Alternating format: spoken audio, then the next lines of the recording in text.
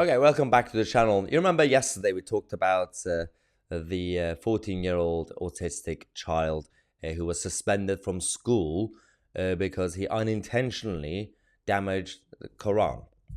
And 4 other students were also suspended from school because the snowflakey Islamic people in Yorkshire had a meltdown. So they got the police involved and local authorities and everybody. And it was absolutely embarrassing for the country that promotes freedom of expression and individual liberty. And this is quite bad because now we're going to show you another clip. Reason UK, they've done another strict interview with members of the public. Members of the public. These are the snowflakey leftist liberals who gave their view on freedom of expression and freedom to protect religious rights in general.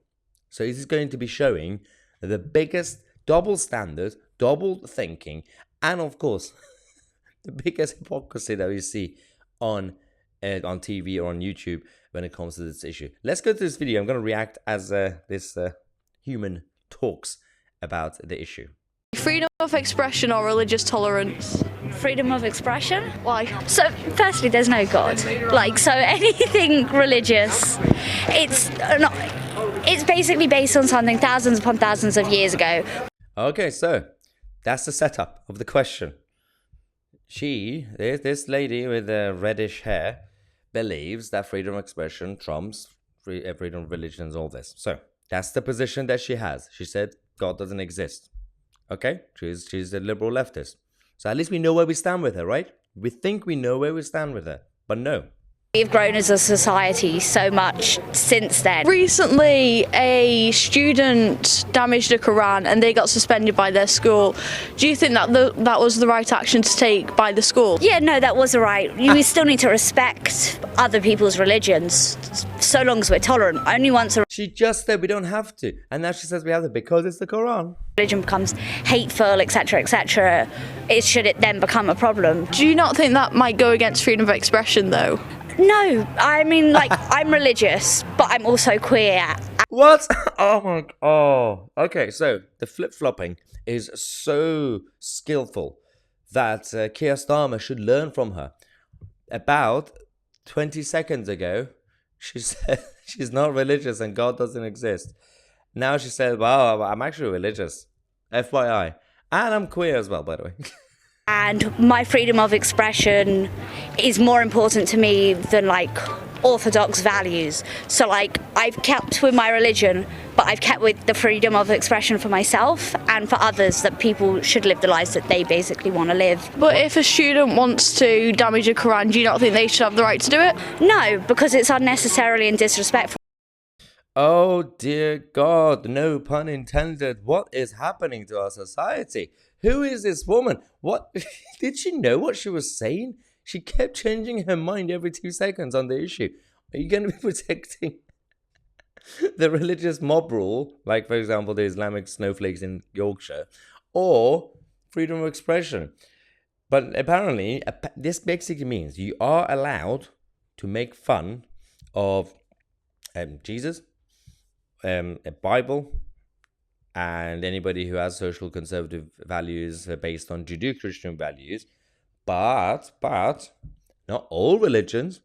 There are certain religions that you have to completely respect.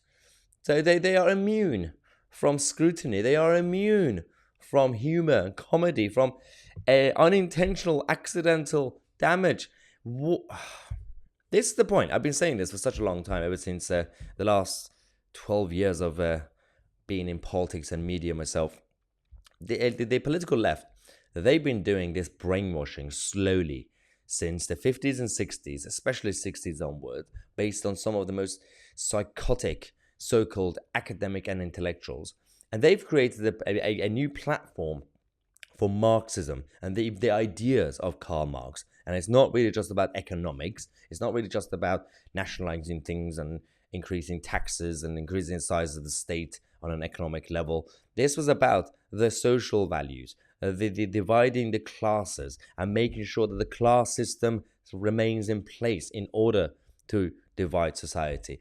And that also meant, and I've been saying this for a long time, that they use useful idiots to back their arguments, and to use them, to utilize them. The same thing happens when they open the door to a mass migration from the Islamic world, legally or illegally, in the name of asylum seeking or economic migration. They know that the so-called liberal progressive values are not compatible with the Islamic world, but they tell the people who come here from the Middle East, for example, that, well, you're going to have to be on our side because we protect the oppressed and the marginalized groups. And the center-right, the conservative side, I'm not talking about the Conservative Party, I'm talking about small c conservative side. In the West, they tell them that the conservative side doesn't like you. They don't want you to be here.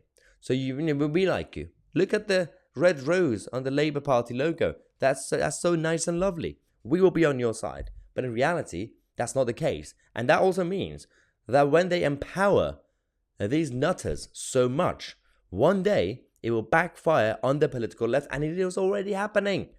Do you think that those snowflakes from the Islamic world are gonna basically backing your ideology because they want the rainbow unicorns? She's queer. Do you think she's gonna be feeling safe if she hangs out in those neighborhoods? Oh my God. I think we need to take a break. Let's take a break, ladies and gentlemen. We're going to come back in half an hour. We're going to talk to you guys about a so-called government watchdog that is decided to defend Shamima Begum. The government watchdog is now saying that we must bring back Shamima Begum, despite the fact that the rule of law said otherwise. Subscribe to the channel. I'm Mahyar, Tousi, and we are the media.